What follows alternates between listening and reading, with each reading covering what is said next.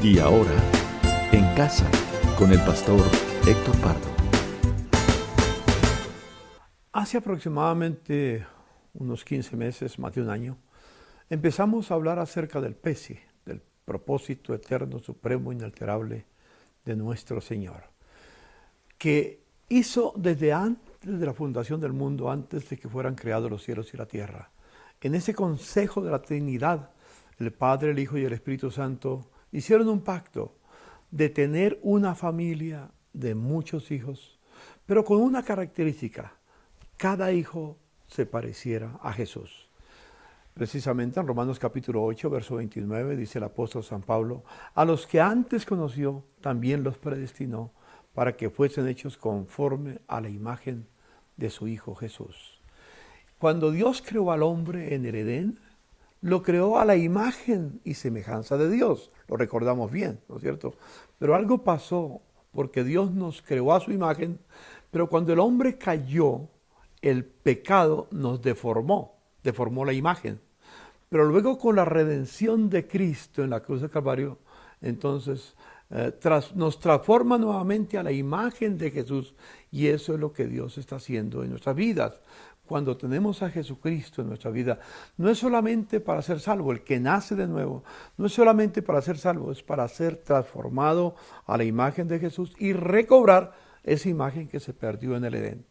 Este es un pensamiento muy sublime. Yo no fui redimido, yo no fui salvado para ir al cielo. Primero fui redimido para ser transformado a la imagen de Jesús. Es todo un proceso que tenemos que desarrollar, y eso llevará tiempo. Por eso Dios nos permite los años aquí en la tierra, no para mortificarnos, sino para transformarnos a la imagen de su Hijo Jesús. Entonces tengamos en cuenta eso. Y eso quiere decir que tenemos que ser transformados a su carácter, el carácter de Dios en nuestra vida.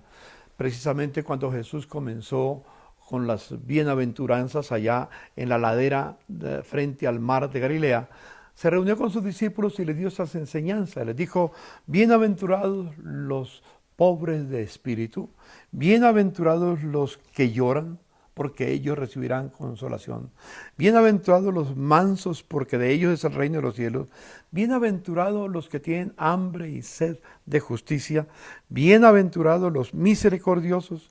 Bienaventurados los de limpio corazón. Bienaventurados los pacificadores. Bienaventurados los que se alegran cuando son perseguidos o pasan por dificultades en la tierra. Todo el Evangelio de nuestro Señor Jesucristo, todas las buenas noticias están centradas en esos 8 principios que el Señor dio en esa ladera frente al mar de Galilea. Y esos principios Dios quiere aplicarlos en nuestra vida. Eso es lo que significa ser un verdadero discípulo, un hombre, una mujer que está transformado a la imagen del Señor.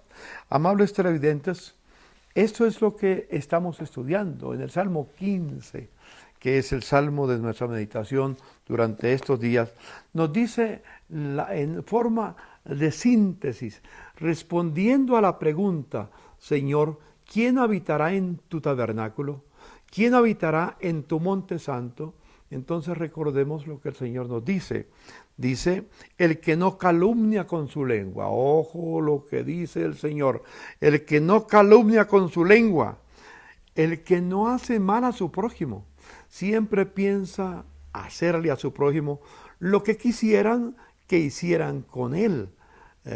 Si no queremos que nos desacrediten a nosotros, tampoco queremos desacreditar a nadie. Por ejemplo, eso es cosas que debemos tener en cuenta. Luego dice: el que no admite reproche contra su vecino. Es decir, si alguien viene a hablarte mal a ti de otra persona, tú no lo aceptas, porque no debes aceptar que hablen mal de otro si no está presente.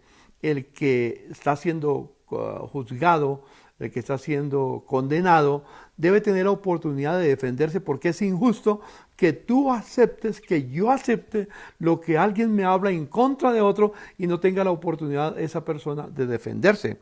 Y luego sigue diciendo: aquel a cuyos ojos el vil es menospreciado. Es decir, no se goza, no camina con los pecadores para hacer lo que ellos hacen. Claro, tenemos relación con ellos, pero no estamos alabando ni impulsando lo que ellos hacen, porque si no están viviendo conforme a la voluntad de Dios, yo no puedo alabarlos y decirle, bien hecho. Tenemos que realmente caminar. No puedo amar lo que Dios no ama, ni bendecir lo que Dios no bendice.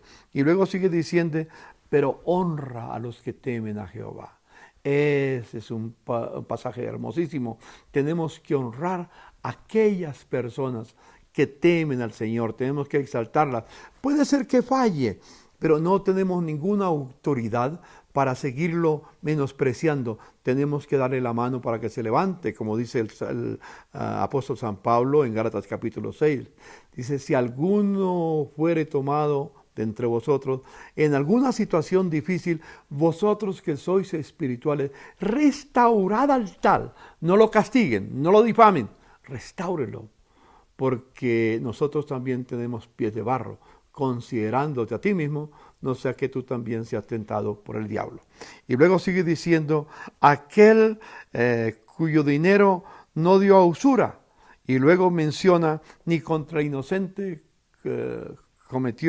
admitió cohecho. En fin, pero hay una palabra que quiero enfatizar, que la pasé por alto porque quería enfatizarle. El que aún jurando en daño suyo, no por eso cambia. Es posible que alguna persona hable mal de nosotros o busque hacernos quedar mal, y entonces yo me siento muy digno de mi situación, entonces reclamo porque me ofendió en mi dignidad. No, aunque juren en daño mío, yo no cambio.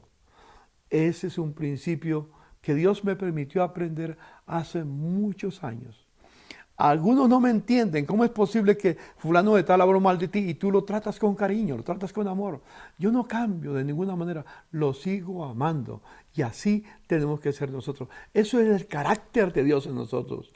Esa es la imagen de Dios restaurada en nuestra vida. Y termina el salmista diciendo, el que hace estas cosas no resbalará jamás. Qué palabra tan bella y tan hermosa. Yo me hago una pregunta. ¿Cómo sería una comunidad cristiana que tiene esos principios y los vive como los que Jesús enseñó en el Sermón del Monte, o los que el apóstol, lo que el salmista David nos dice en el Salmo 15? ¿Cómo sería esa comunidad? ¿Cómo sería una familia que vive en esa dimensión? Vuelva a leer el capítulo 15 de los Salmos y aplíquelo en su familia. Así quiere Dios que sea su familia. Pero vamos un poco más. ¿Cómo sería la justicia? ¿Cómo sería el Congreso? ¿Cómo sería el Ejecutivo? Si los que están en esos lugares vivieran en esa dimensión. ¿Cómo sería la nación? ¿Cómo sería la sociedad si viviéramos esos principios? Eso es lo que Dios dice, que discipulemos las naciones, porque Dios quiere que cada nación sea una gran nación. Así que, amables amigos, amables hermanos en la fe, nosotros tenemos que vivir ese Salmo 15, porque así podemos reflejar el carácter de Dios. Yo quisiera orar por cada uno de ustedes, amables hermanos. ¿Me permite inclinar el rostro y orar por cada uno? Mi querido Jesús, te quiero dar infinitas gracias, porque me permites compartir con mis hermanos una breve reflexión de tu palabra. No hemos podido profundizar cada tema, pero Señor, permite que mis hermanos, al volverlos a leer, Señor, tú por tu Espíritu Santo les reveles la dimensión y hables a su corazón. Señor, bendigo a cada uno en el dulce nombre de Jesús. Amén. Al llegar al final de este espacio, en esta semana, quisiera recordarles que el domingo a las 8:15 de la mañana, a las 11:15, a las 5:30 de la tarde, tenemos los programas, los cultos. Y de lunes a viernes a las 5 de la tarde estamos pasando un programa muy especial para los niños, para sus niños. Disfrútelo y que Dios les bendiga. Felicidades, amados hermanos. En casa con el pastor Héctor Pardo.